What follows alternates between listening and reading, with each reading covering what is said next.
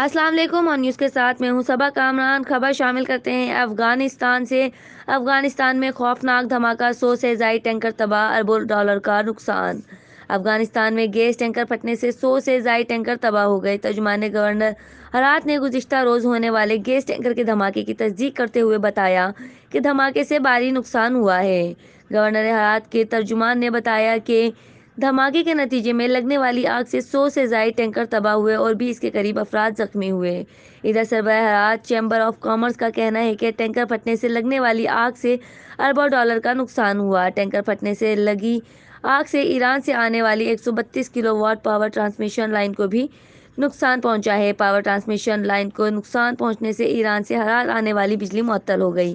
Afghan media کے مطابق گزشتہ روز ہونے والے دھماکے کے باعث ہرات کا بڑا حصہ بجلی سے محروم ہے۔ خیال رہے کہ ٹینکر ایرانی بارڈر کے قریب ہرات کے علاقے اسلام قلعے کی کسٹمز پوسٹ پر دھماکے سے پھٹ گیا تھا۔